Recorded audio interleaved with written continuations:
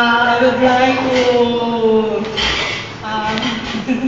to share my sincerest and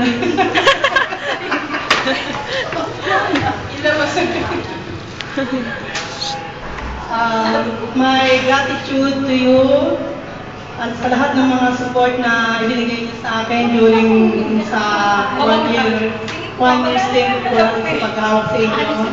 At least, hindi ako ng problema sa pag-handle sa inyo. Hindi niyo ako bigyan ng mga mistrate.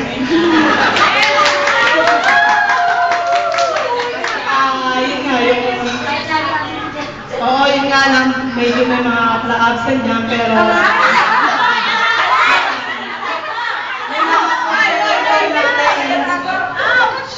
so, dun sa kasi marami na rin ako nahawakan, ay, bali pangalawa kayo, tapos yung ibang shift, parang lang, yung change lang.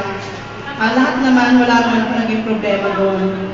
Although, may ibang attitude problem din, pero naman, kaya naman i-handle din. At saka,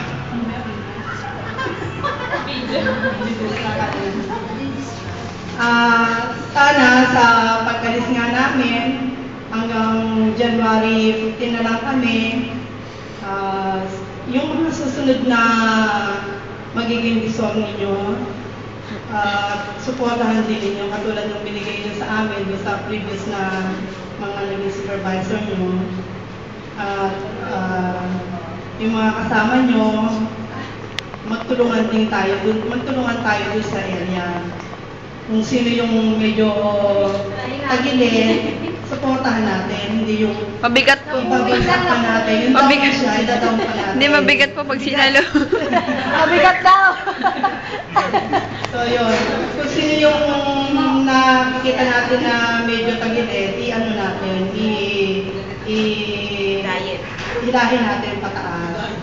Kung kaya natin sila na pagsabihan, total kayo naman yung magkakasama, mas nakakaalam kayo, sila yung nakakatanda, supportahan ninyo. Hindi yung mababa na siya, inaapak-apakan ka. Saka, yun, pakikisama sa bawat isa, importante rin yun. Parang meeting lang. Parang meeting lang.